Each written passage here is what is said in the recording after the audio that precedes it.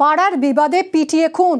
পশ্চিম মেদিনীপুরের দাসপুরে চাঞ্চল্য ছড়িয়েছে এই ঘটনায়। রবিবার বিকেলে তাপস মান্নাকে বেধড়ক মারধর করা হয় প্রতিবেশী এবং তার দুই ছেলের বিরুদ্ধে অভিযোগ। তাদের গ্রেফতার করেছে পুলিশ। এদিকে আজ সকালে মৃত্যু হয়েছে এই ব্যক্তির।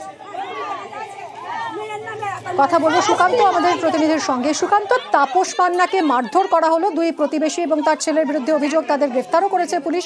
কি কারণে এই খুন, কি জানা যাচ্ছে? দেখো, যেটা জানা যাচ্ছে যে পারিবারিক বিবাদ, আর সেই বিবাদের জেরে কিন্তু আক্রান্ত হতে হয়েছে এই তাপস মান্নাকে। তাপস মান্নাকে মারধর করা হয়েছে কাঠ দিয়ে, এবং একজন ব্যক্তি তার সে সহ তার দুই ছেলের বিরুদ্ধে কিন্তু দাসপুর থানায় অভিযোগ হয়েছে। দেখো, এই তাপস মান্না যে আহত অবস্থায় কিন্তু প্রথমে ঘাটাল মহকুমা হাসপাতালে তাকে ভর্তি করা হয়, তারপরে তার অবস্থার অবনতি হলে তাকে পিজিতে নিয়ে যাওয়া হয়, সেখানে কিন্তু তার মৃত্যু হয়েছে। এখনো পর্যন্ত মৃতদেহ কিন্তু গ্রামে এসে পৌঁছয়নি, কিন্তু দাসপুর থানায় লিখিত অভিযোগ হওয়ার সাথে সাথেই দাসপুর থানার পুলিশ কিন্তু ওই অভিযুক্ত ব্যক্তিকে গ্রেফতার করেছে। কিন্তু তার দুই ছেলে তারা কিন্তু পলাতক, তাদের খোঁজেও কিন্তু তল্লাশি চালাচ্ছে। এক কথায় ওই তাপস মান্নাকে কিন্তু কাঠ দিয়ে তার মাথায় আঘাত করা হয়েছে এবং তার ফলেই তার মৃত্যু হয়েছে বলে পরিবারের লোক দাবি করছেন।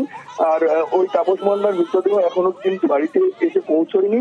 এলাকায় কিন্তু একটা শোকের ছায়া। আমি ধন্যবাদ। পারিবারিক গন্ডগোল বহুদিন ধরেই, বছর 3-4 ধরে গন্ডগোল। একটা জল নিকাশিকে কেন্দ্র করে একটা শোকপিট আর ছাদের জল নামানি কেস কাচারি করে ওনারাই। যখন পাল্টা কেস ইনি করতে যায়, সেই কেস কাচারি সূত্র ধরেই আজকে এরকম ভাবে ছেলেটাকে মেরে ফেললো। বাইরে রাস্তার ধারে ইঞ্জিন ট্রলির উপরে বসছিল মধুসূদন বাগ।